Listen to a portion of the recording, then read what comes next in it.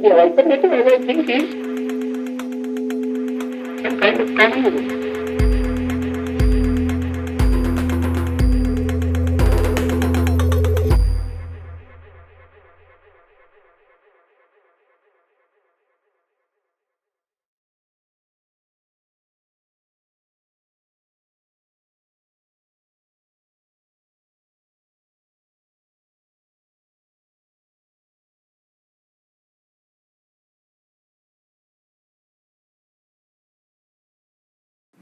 The word that is used by Ambedkar is not event in any particularly philosophical, conceptual,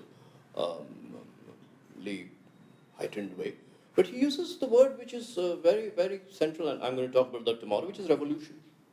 So he speaks of Buddhism as the revolutionary, well, if you want, event of ancient Indian history, of ancient India. Why? Because an event is what does two things. One is that it produces as a common, rare occurrence new ideas or a new idea. So it's a common, rare occurrence. It's for everyone, and yet it happens only rare. A. And B, the event of the new idea also simultaneously, correlatively, produces a creative, almost an artistic, an aesthetic challenge, which is what shall be the body for this new idea. This is what will be the body of the new idea. It will not simply be the same biological body which simply reflects the new idea in writing books and giving speeches, because that makes the idea only academic, only intellectual. That's why the book with a capital B is very important for Ambedkar. Because the idea, if it is a real idea, say equality is a real idea, new idea, then if it is a real idea, its stakes are, is it able to produce a new body? Now, of course, that is the part which becomes very, very difficult to grasp. How can we have new bodies? You know, I mean, we are who we are, phenomenologically, naturally who we are. And then we can kind of create new forms and so on. But it is not the only meaning of body. The meaning of body is also what could be called the incorporeal body, the mind body, the mindful body. So when Ambedkar says the mind is energized, then what he must mean is that in the mind being energized, our dispositions, in the most material bodily sense, would be then transformed. That is what he means by Vinay. That is what he means by Vinay. Because Vinay is nothing if it is not the total act of the human person in society, collectively. So the event always has, though event is a language that is being brought into Ambedkar, it is not, he uses the word that is very much present in his own time, which is revolution. Right. But it doesn't matter whether you say revolutionary event at this level. What it means is a new idea, and a new idea which is correlatively the challenge of searching and creating a new body. And that new body is always something which is collective. So the book can be one of those images of the new body, but that is the ambiguity of the book. The book, in a sense, stands for the new body of the people. So of people gathered under the book, the Guru Granth Sahib, the Bible, even the Buddha and his Dhamma. But then the moment it is the book, then also the other danger arises, that the book also becomes a fetishized body. And the idea then becomes ritualized. So we are always kind of straddling or kind of have to walk very delicately on this threshold. So yeah, these are the two aspects. I mean, if you want a philosophical discussion in terms of thinkers of the event, that of course is a very... Not in that sense. Yeah. But I think within Ambedkar, this is what, is that, yes.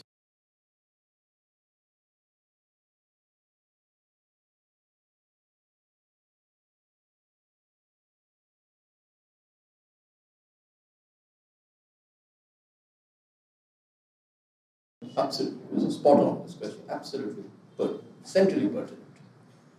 Now, it seems to me that the two books have, that's the reason why I spoke to you at length about the contexts of writing of the Buddha and his Dhamma, but I could have started a little earlier, which is when he actually resigns from the ministry as a law minister after the controversy of the Hindu Code Bill. And to that extent, it seems to me that while he is engaged with, so for instance, he writes the thoughts on linguistic states after that, and he is concerned with the question of the state formation, but in the main, his main project has changed. And that main project is now a consolidation of the Buddhist internationalist project. That seems to me to be very clear. He, if I may put it a little bluntly, he's not interested in India that much anymore. He was never interested in India, in the main. But yes, in the writing, so the second part of your question, the writing of the Constitution, because he is also a thinker of integrity. He is a professional jurist. To that extent, as a writer of the Constitution, in my book I have said, he writes with both hands. Which he does. So the two books are written with two different hands. So but with equal integrity. With equal integrity. So in that sense, he takes up the role of the writer or one of the writers, or the chairperson, the chairman of the drafting committee. So he takes up a role and he performs it with full integrity. But I mean, it's very clear if you read States and Minorities and compare it to the Constitution, it's so different now. And he himself says in his speech to the Constituent Assembly that I didn't come here as a person in the mainstream who was one of the people who was writing the Constitution. I came here as someone from the depressed classes. So my only reason to come here was to speak in the voice of the depressed classes. But since you asked me now and I have been sort of brought into the mainstream and I have to perform a central position, I'll do it. And I'm doing it with all these considerations in mind. But he made it very clear that he came in with states and minorities, not actually the book, the Constitution. A. B. The book, which is the Constitution, actually is not thought of Ambedkar as the book. Precisely not. Very different from the exigency of the Buddha and his Dhamma, where he says, in a very practical sense, that we need a book for, like I said, to make the people congregate around it. The book, how should one put it, is a discipline. It is not a ritual book. It is not a book of commands. It's a discipline.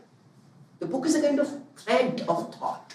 But you must not, go here and there. You must sort of commit yourself to that thread of thought. That is not the way he looks at the Constitution at all. For him, the Constitution's most important part are its principles.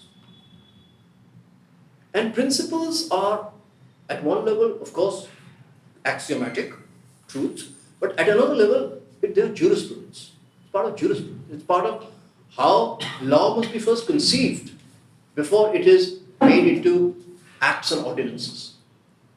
Because otherwise it would fall under the category of Manusmriti kind of a book. No? Manusmriti is a book. I mean, if you have the book as the enemy book, it is the Manusmriti, clearly. And he after all burns the book. Yeah? All of that has happened in Ambedkar's history already. He doesn't look at the Constitution like that at all. I mean, this is another story that today people are, folding their hands before the Constitution, or someone is saying, Constitution is our God.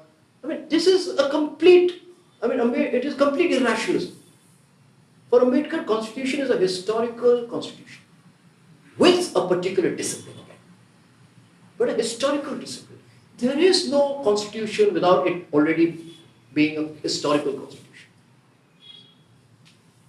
So what does Ambedkar again say very fluently in his speech, Constituent Assembly? He said, we have made a good Constitution, but we have made it within our times. He never says, this is a brand which needs to be sold to the world forever. Yeah. Neither does he say, it's a holy book which needs to be, before which you must fold your hands. Never does he say that. And for him, it would be, a bit ridiculous, this whole picture. But what to do? This ridiculous is also real.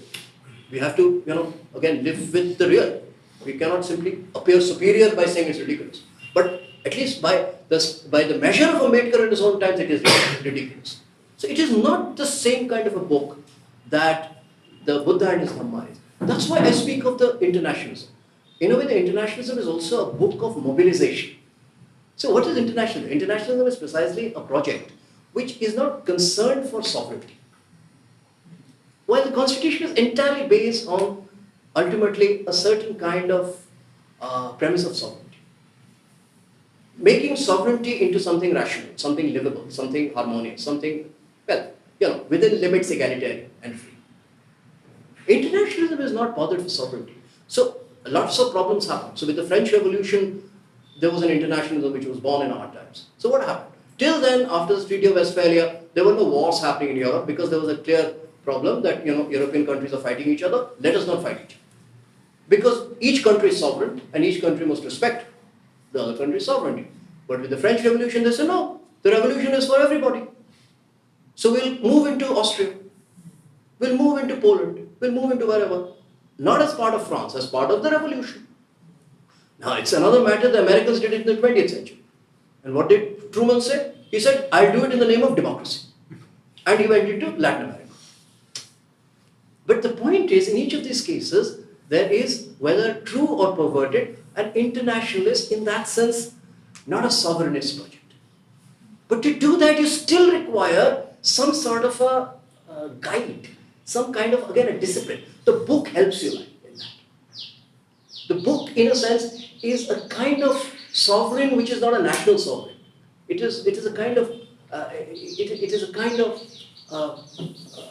an image of sovereignty beyond national sovereignty. So that's why between nations and books there is always some amount of tension, contestation. But at the same time, nations also want to adopt a book. So the constitution then can become book of the nation. But it doesn't work so smoothly, that's my point. Ambedkar again was very consistent. He was a logician while being a propagandist at that point. So he says very clearly that it is meant to bring people together as a practical sort of an instrument. He doesn't really absolutize it as the book forever. So, Ambedkar, in this joke, it's a nice joke, so I don't think we should worry about it. We shared it in Gandhinagar. So, there was someone who was being, who didn't know much about Buddha, but he knew about Ambedkar. So someone asked him, so who was Buddha? He said, well, Buddha was a great man, A, and B, he was a follower of Ambedkar. So in that sense, Buddha is a retrospective effect. Not of Ambedkar as a great man, because that would be simply reduplicating the problem. But retrospective effect of what Weber was asking, of an event, of a moment of change, of a point of parivrajana. So we can have Ambedkar as a retrospective effect today, and frankly we are having it, and in a very problematic, almost retrograde way.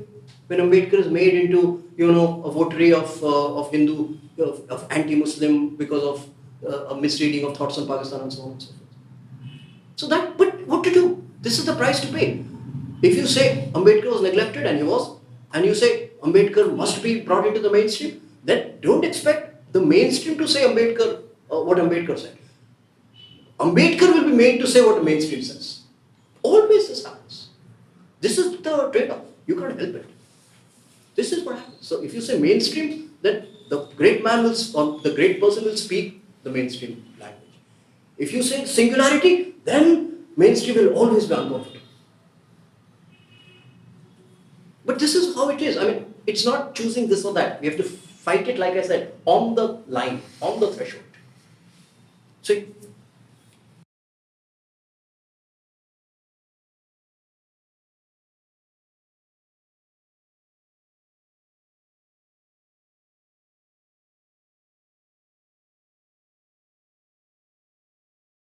well, at some level there is no difference.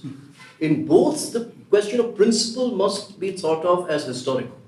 But insofar as it is a principle, the consequences of enunciating a principle are not the same. So that is the difference between politics, religion, and say literature or poetry or poetics.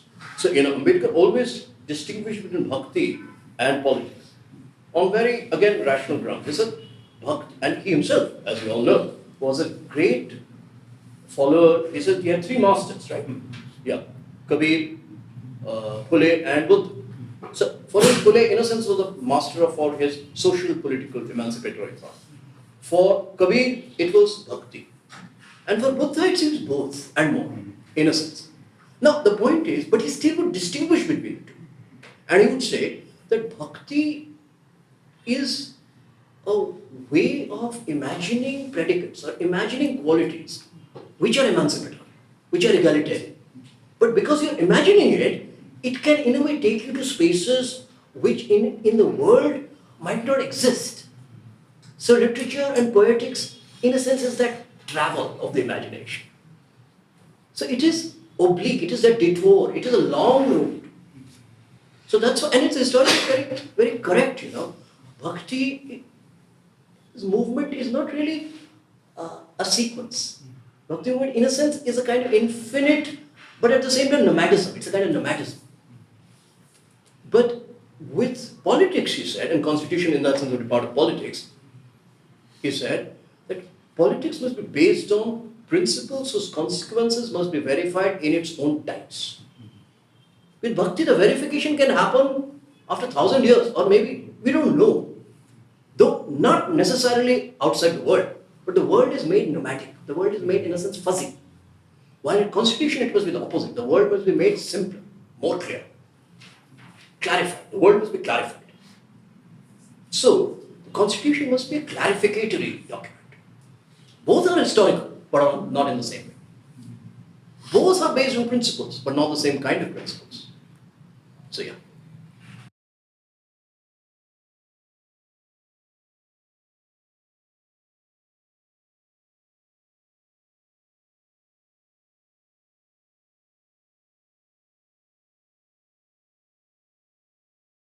So yes. So I think this philosophical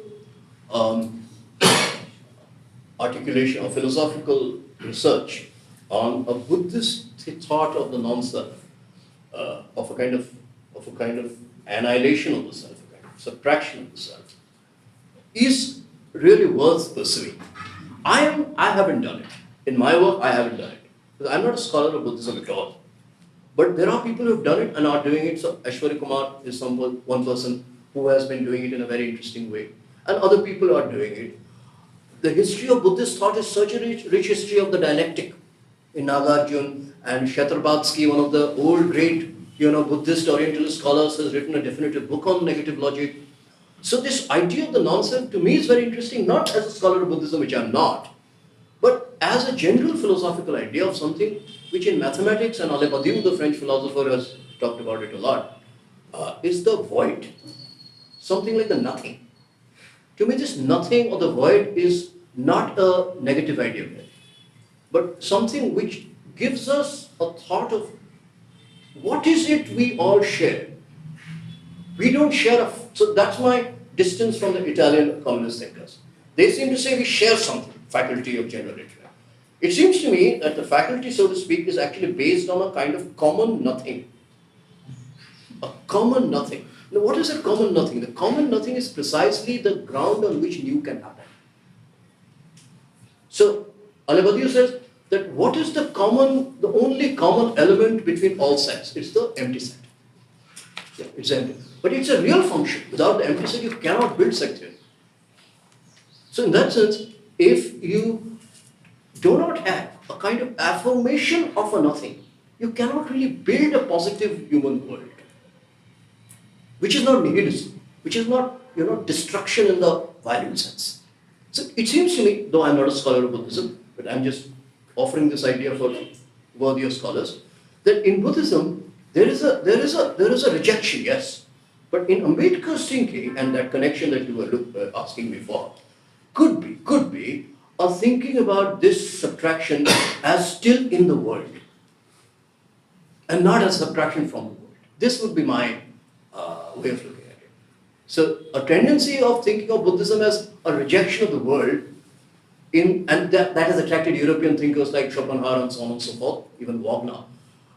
In Ambedkar seems to me to be something still based on a historical contingency of the world. So yes, there are things in the world to be rejected, but the world as such is a place to be affirmed. That's why, Ambedkar spoke of happiness.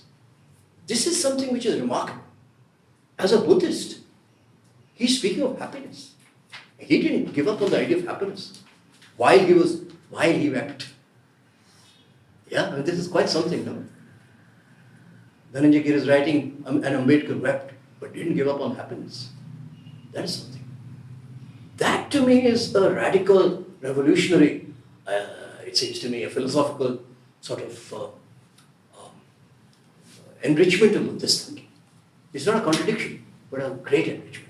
And somewhere that happiness is also based on the non-self, rather than the egoistic happiness, so to speak, which is a false happiness of the self. So yeah, that's the improvisation I can try out with you. But I'm not a scholar of this.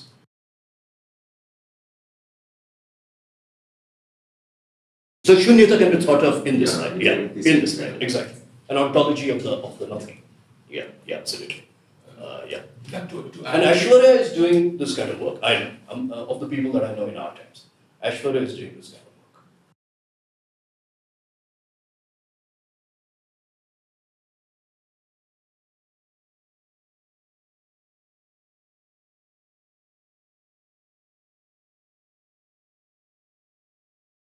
Oh, no, these things can be investigated, absolutely. But with set theory, as you know, that zero is also set. It is not a number in original. Yes. It becomes a number because it's operationalized. But basically, it's a set with no element. Right. Yeah. Basically, it is not everything is the shunya. Of course. No, It is the shunya. it is true. No, it is that without the shunya, there is. There is no predicate. Yeah. Without the shunya, you cannot create any order. Yes. So shunyata is the very condition for an order. It is not the absence of order. This philosophical nuance must be kept in mind. Yeah.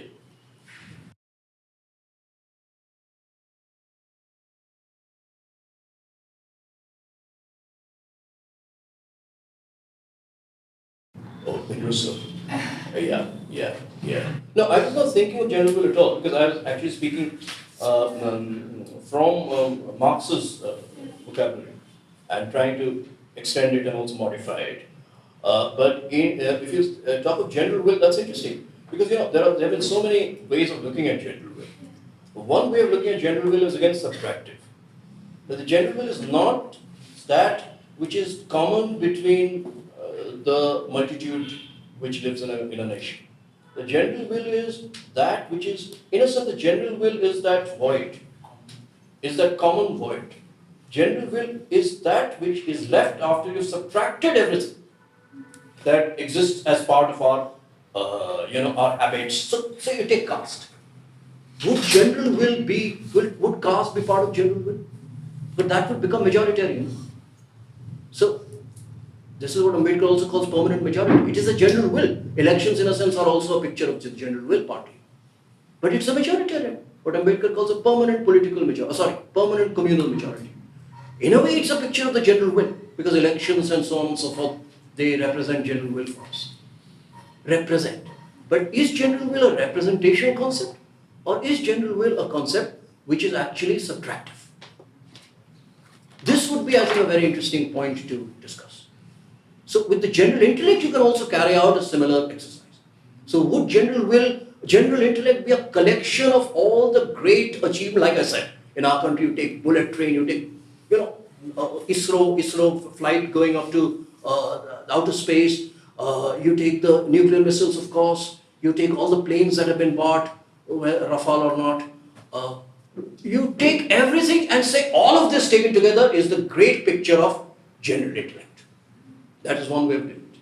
So general intellect then becomes like, in capitalism, you see all the brands and all the variety of objects to be consumed, all of this taken together is general intellect. That's one way of doing it. So in Marx, the analytical category is very clear. It's fixed capital. Everything that is fixed. Yeah? Or, you say, the general intellect is when you've subtracted from all of this.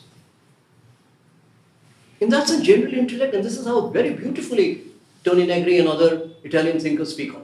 General intellect is the intellect of poverty. They say general intellect is a kind of love. Love and poverty are the two features of general intellect. So So when Buddha energizes the mind, one way of simply understanding it is love. You love an idea. So why would you carry out, put your whole life at stake for equality? Is it because you want to become a martyr? You might get killed. No, because you love the idea. And love has happened. And for that, it's not a question of deciding whether I'll become a martyr or not. Point is to then live a life according to it. What will happen, we'll see. That is the body, what I say. Love is the kind of body of an idea. So in that sense, general intellect is the body of an idea, body of the intellect as it is moving into new forms of life. Or general intellect is the picture of objects. So we have a choice. Similar to general will. General will can be a picture of the great representations, which are bound to be majority. Or general intellect can be a subtractive idea. An idea from a position of poverty. But poverty not understood as privative, not negative. But poverty understood as when nothing I have, yet I have everything. I have general intellect. Or I'm part of general intellect. So they call it communism. They say communism is always communism of lodged in poverty. But then poverty should not be misunderstood as merely absence of riches. Poverty is a kind of, again, let me take an example from theatre. Jerzy Grotowski spoke of poor theatre, never as something negative, but poor as a condition for authenticity, for truth. So in that sense, an authentic idea. There's a beauty in it. There are a lot of problems, like I mentioned, but there is a beauty in this whole thing. Yeah.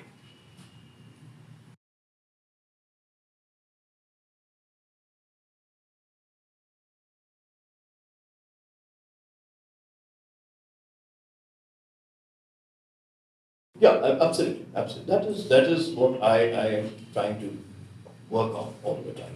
So it seems to me that both things have to be thought together. The event is something which is not based on any property, like even a general intellect. And at the same time, the event is producing, so event must not be taken as something ineffable. The event does not merely produce one, so revolutions are seen as something which happened as a flash, as a rupture, lightning flash. And then what happens is after the revolution, we seem to get into a bind. On the one hand, we want to repeat the revolution, so we speak of a permanent revolution. Every moment must be a revolution.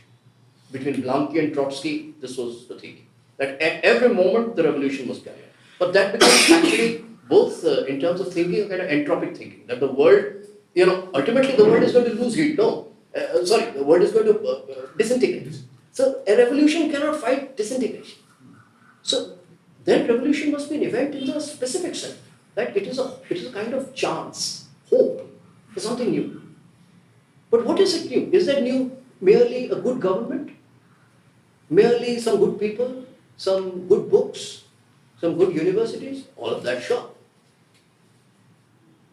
But it is a chance for something beyond its own moment. It's a chance for a new possibility of thinking about the very nature of what Marx called generic humanity. Now, one term for generic humanity can also be general intellect or generic intellect. So actually, general intellect is not the stakes in change or revolution. It is because there is revolution that an possible idea of general intellect or generic humanity can arise. So that's the relationship that's the knot I'm trying to both unknot partly but not totally separate, which is the Buddha energizes the mind, but that energizing of the mind is the creation of Buddha. Yeah. So Buddha doesn't pre-exist the energizing. This is very important. Otherwise, you again go back to Buddha as this. Yeah.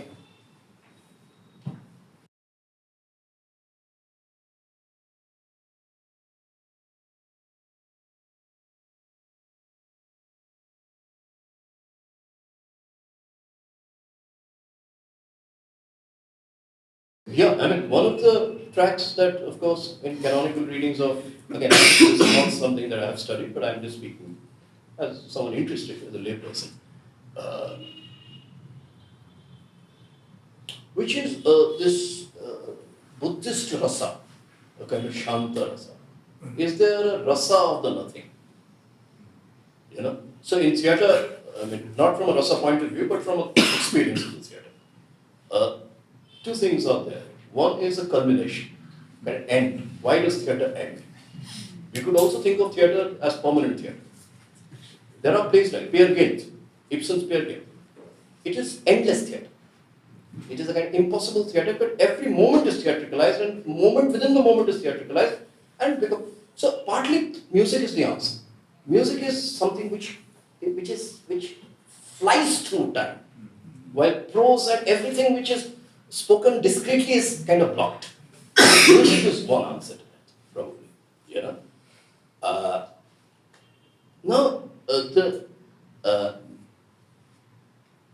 So that would be one way of looking at it.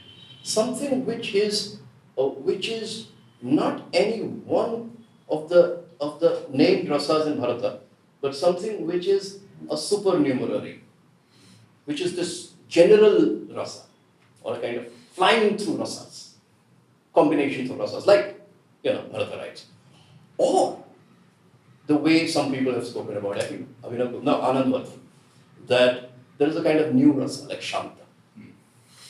Yeah. Now, you can say it, but it seems to me that it's a new naming then. That Shanta becomes a new naming, and further, the list is increased. But then the problem or the possibility would come back, that through the 9 can't we have a 10th? Isn't there a Shanta of Shanta then? Surely there must be, because Shanta is also something which happens. So, in that sense, either it is ending in nothing. So, that nothing is not Shakespeare's meaning. When the rest is silence, then everything starts. And literally everything starts. Brecht's understanding is, and Yancott writes about it so fantastically, that when the rest is nothing, the rest is silence. But actually, Fortinbras has come in, no? Fortinbras has come in. It's full of noise actually, it is not silent at all. Stage is full of noise, we have a new king. So there's a poem, a Polish poem, I've forgotten I think Zbigniew Hebert. He says,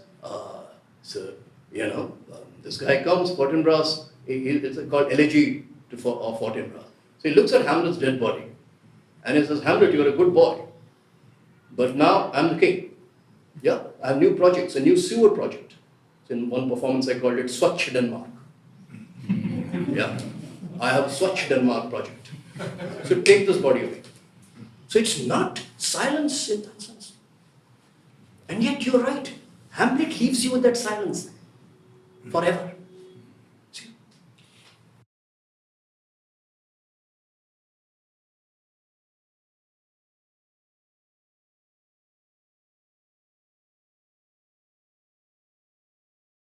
Absolutely, I agree with you. That's what I'm saying, that there is something supernumerary, something which is not merely added, but something which is a surplus. Yeah. But that surplus is not more things, it is silence. This is the way I live it. The surplus is a silence, but it's surplus. It is not only a listed name or a structured entity. So no thought of being is possible without that surplus. You're right, completely. So music, yes, music and silence. Yeah, I mean, I'm not the one to talk about these things, but yes. I mean, Glenn Goode's performances that's what, that he would perform so differently. In the last performances of Bach, the same piece would be performed with long stretches of silence, with durations which are far more elongated from the fast rhythmic playing of the same piece earlier in his young age. So in a way, it's an activation of silence, but it's an activation. So yes, absolutely. Thank you for that.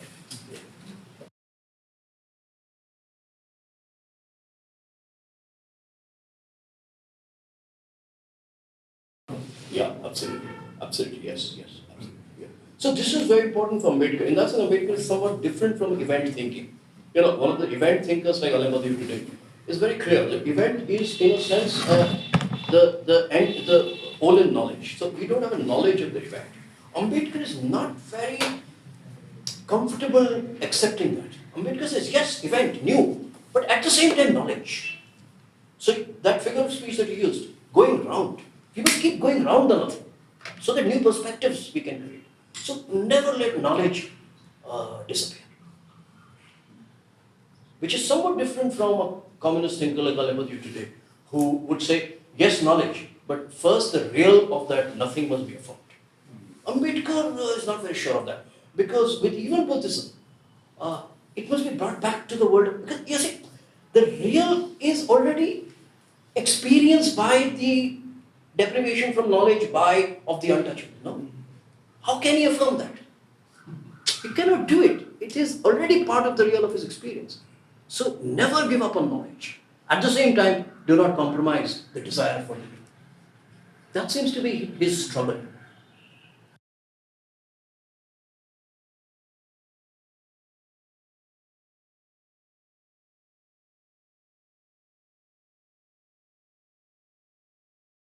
Absolutely, yeah. This is what I'm calling the new body, new bodies, new collective bodies. Precisely. All these ideas, words, the concepts are for new dispositional envelopes, forms. Absolutely, absolutely. Yeah. Quite right. But yeah, this is also a new intellectuality. Prabudh, I mean, this is the meaning of Prabudh. Prabudh is a kind of new intelligence. I do not like the word enlightenment because of obvious reasons, partly. Though it's obviously a very, very valid translation. But the idea of intelligence or something which is something we use, which is not something which is a faculty, but something we use. Yeah. So something we use, and yet it is not, use is not merely extraction and appropriation. Use, is it possible to think of use as creation? This is something which always, I mean, Giorgio Agamben has been trying this in our times with great inventiveness, philosophical erudition. Use is not only taking away, like we speak of use of resources, use of the environment. Is it possible to think of use as common creation? Is it possible? To me, intellect is like that. Intelligence is not something you take away. Intelligence is something you use, and in using it, you create.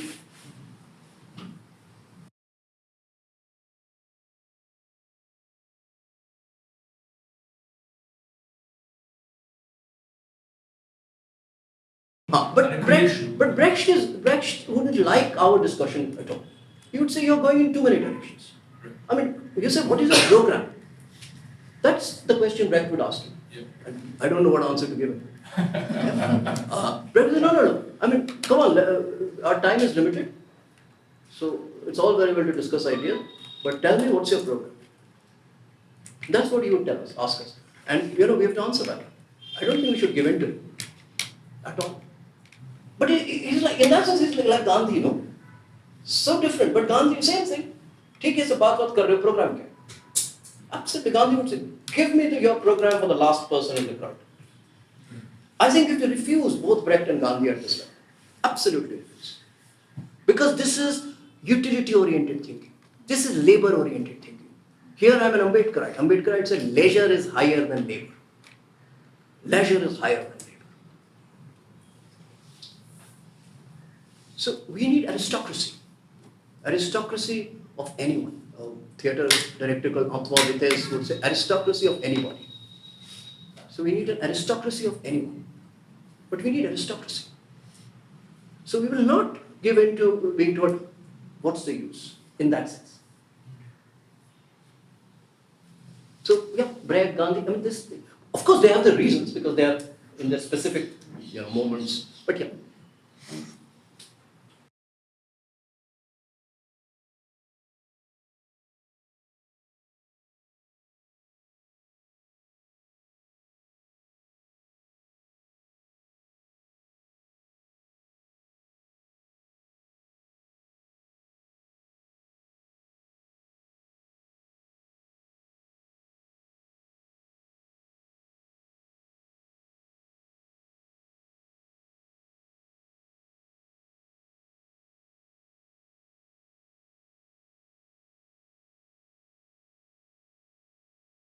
Well, all of these choices are possible, but my point is that we must again go back to Ambedkar and read him with full attention and ask why did he not make any distinction among these words?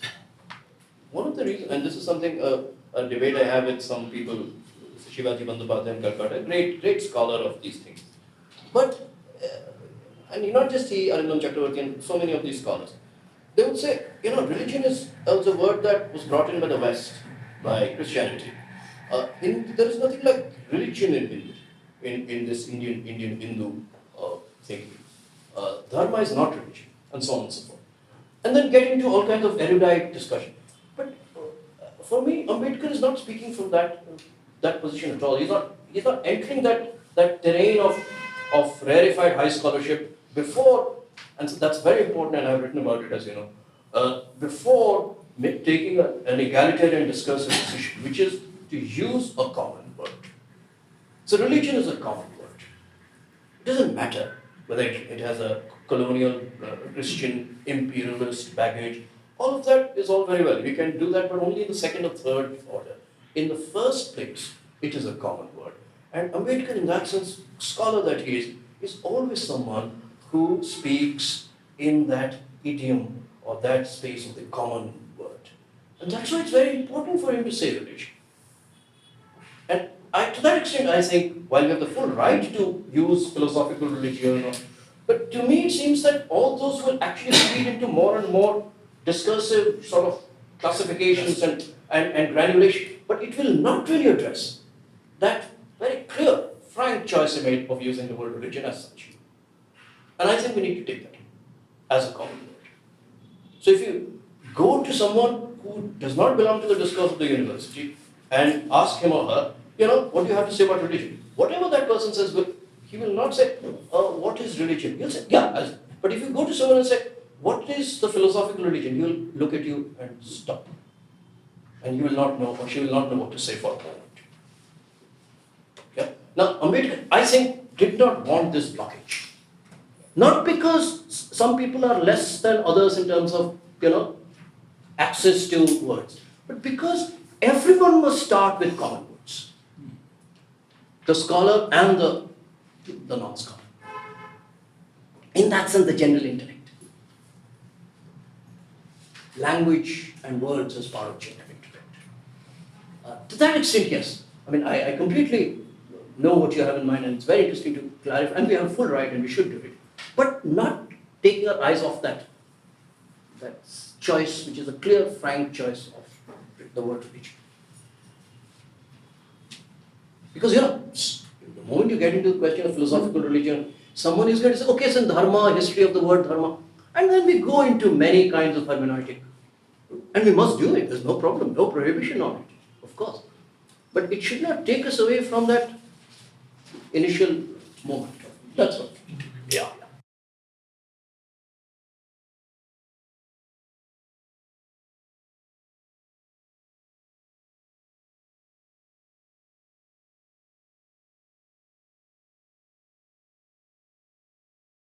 Of course, you're right. Right. Yeah. No, I agree with you. It's a limited analogy.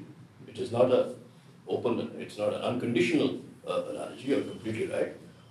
Gandhi had a certain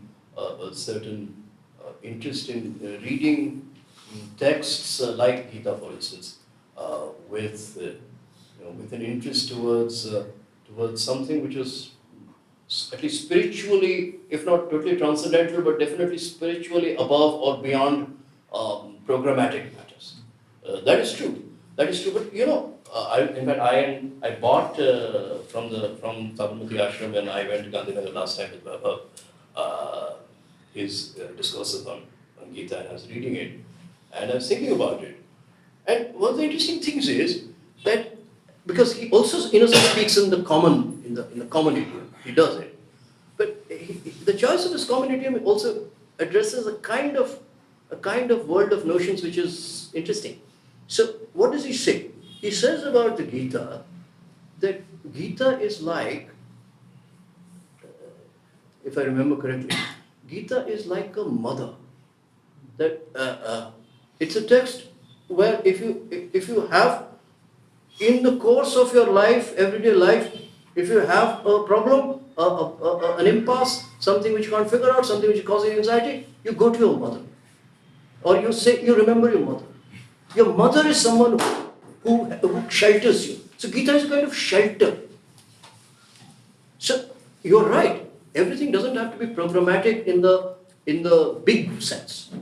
But it seems to me in Gandhi, actually there is a very consistent rigor there. But even in spiritual matters, he's still correlating spiritual matters to, again, problems, but problems not at the level of historical problems merely, but the problem which are problems of individualized problems.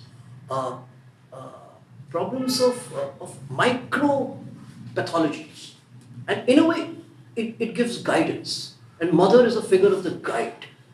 So to that extent, Gandhi is very interesting, and more than interesting, he's a genius actually. He's the uniquely effective person in a kind of micrological, cutting things down to points which are invisible, and yet the reality is there, and he's able to mobilize you on those invisible points, little things. And he's reading a text as big as the Gita in the light of this smallest of small moments, which apparently is not programmatic, but he's able to, from his side, bring out a kind of programmatic orientation out of it. So actually, I'm not saying this as a dismissal at all. Brecht, of course, is a Marxist, so for him, program and party are very close to each other. In Gandhi, it goes in the opposite direction, no? Gandhi makes the Congress more and more aware of this micrological kind of technique of people. He says, no, Congress is too much of a typical big party. You must make, what you must do with the Congress is, you must make the Congress and the people indistinguishable. That's what he did. Today, in a sense, there's a backlash on that. There's a backlash against that. That, oh, you thought that you're the people, we'll show you. But in a way, Gandhi produced that indiscernibility. So it is a program at that level. While Brecht, of course, was very closely monitored or monitoring the party. But yes, I think it's a very interesting discussion to have. These lights, yes. Yeah.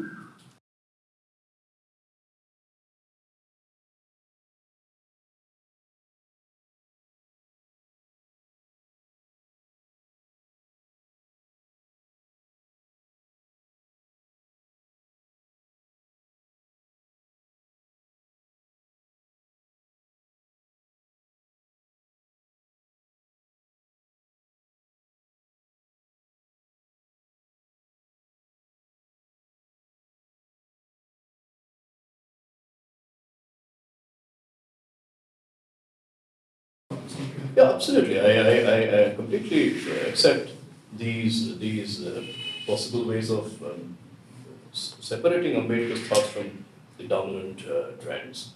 Absolutely accept it. And the question of meditation, it's very difficult to say anything because, again, to me, it is not simply a question of meditation as something which is to be practiced as prescriptions. It is we must go back to the book. Meditation is part of an organization of the book. You see, the book of the Buddha and his Dhamma wanted to become a complete book. So in that sense, Ambedkar was also tried his best not to leave out anything. In a sense, he was leaving a testament. He was aware that his mortal life is limited. And all of us are at some level, but he was literally day-to-day. And yet he wanted to leave not just a testament of ideas, but a testament of life practices, of a discipline. But at the same time, I strongly believe that he did it again as part of a finite act. So the Buddha and his Dhamma is still only, while it's the book, and yet it is the book among books. So there is nothing to stop the Buddha and his Dhamma from, its project is not the same thing as the Indian Constitution. The Indian Constitution, by its very nature, can be amended. And Buddha and his Dhamma is not a book. At the same time, it is not totally above that kind of thing. It is constituted. It is a different kind of constitution, but it is constituted. It is written. So to that extent, meditation and other sections are all part of a kind of exercise of writing. If they can, of course, be used for other ends. Who can stop such things from happening? But I don't think they should be seen either as pure, and you're not doing it, of course, but I'm just saying this, as pure prescriptions which will be followed sort of habitually, which will be a falsification of his own fundamental principles, nor should they be seen as an addendum to the main theoretical or the philosophical part. They should be seen again as a part needed to complete a totality of theory, practice, and every other aspect. That's one. The second is, very importantly, you are completely right, that this idea of the general intellect, the mind, is a kind of network. It could be thought of as a network.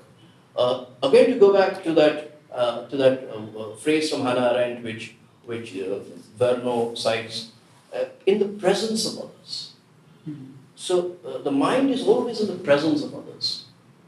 The mind is not something which is self-enclosed, and then you have others' minds and my mind, and then you have external combinations. The mind is already in the presence of others. So that way, yes, a kind of network, a kind of, like I said, a kind of configurability or combinability. Yes, that is, I think, the most important question of the mind. Yes.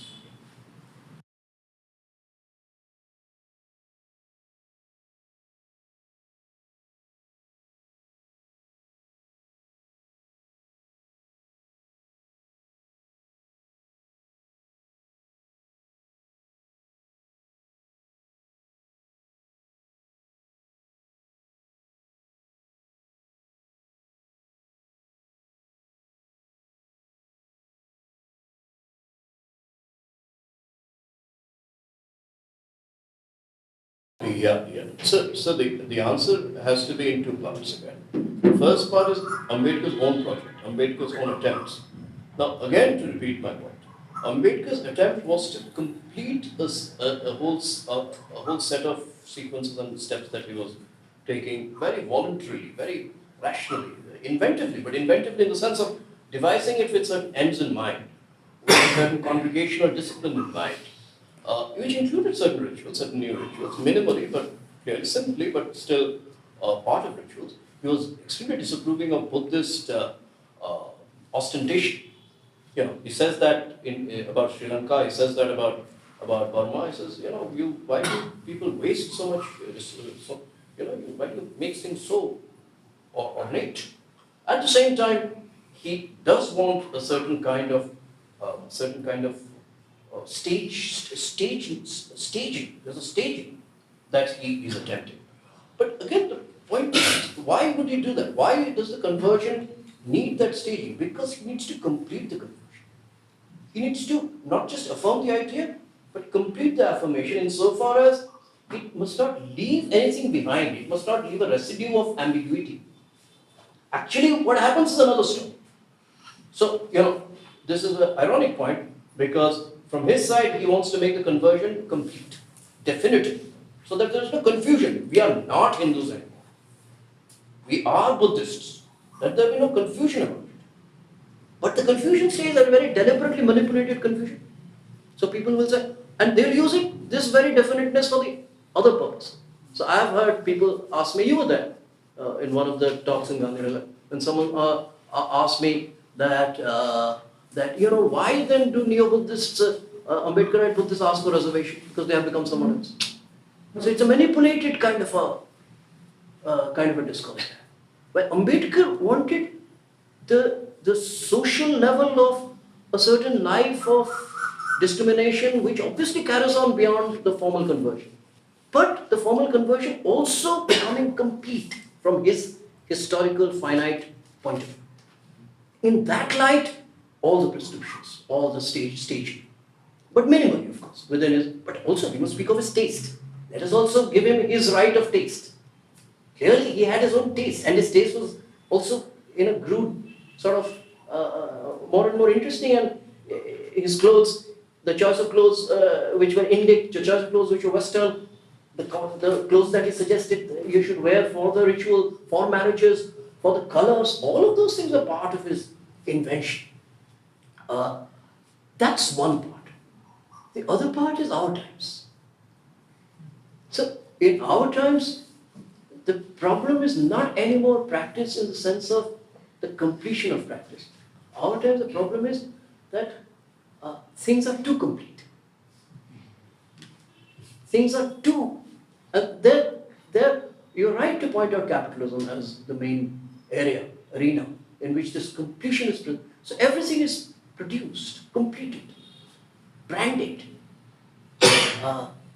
marketed as complete.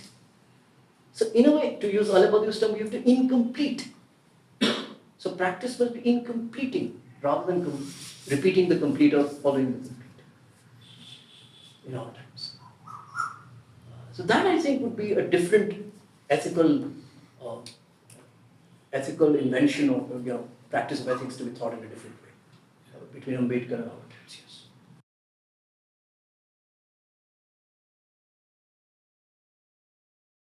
Yes. You have to infinitize it. Absolutely. Yes. Absolutely. Yes.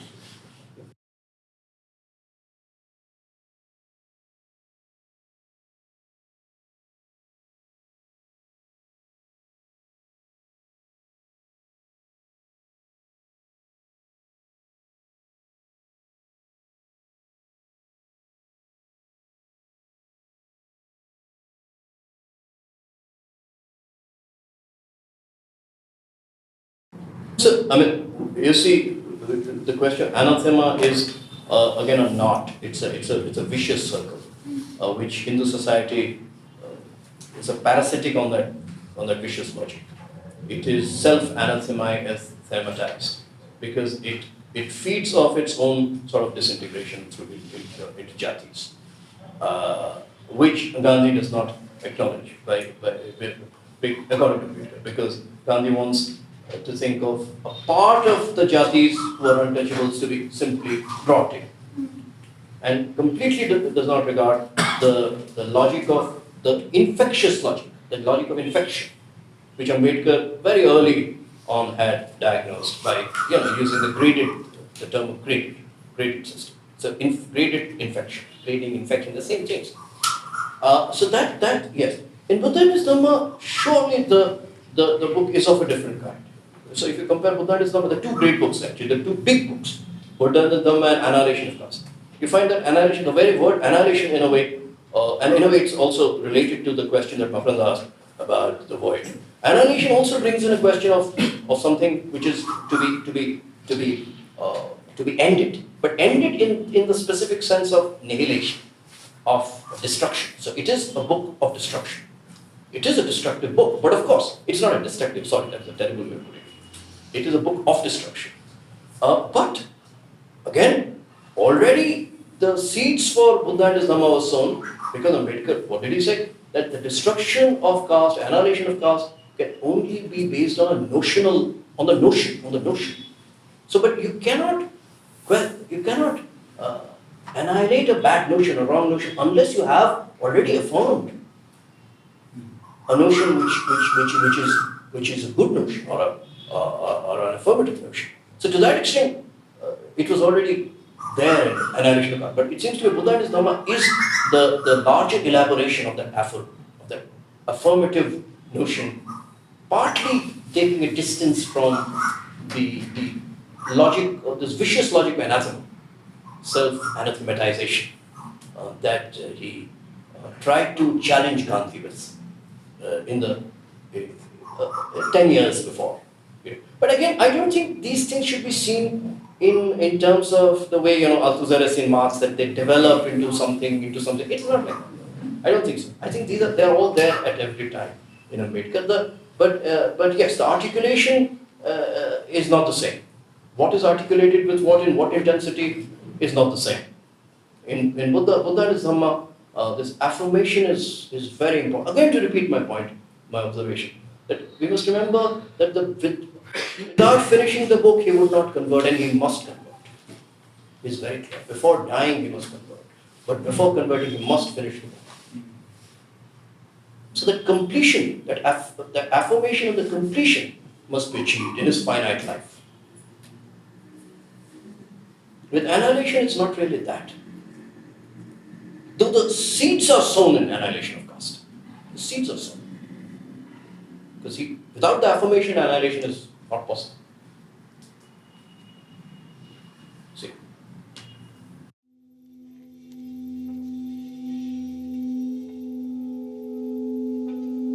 The alternative, as I think, is some kind of communism.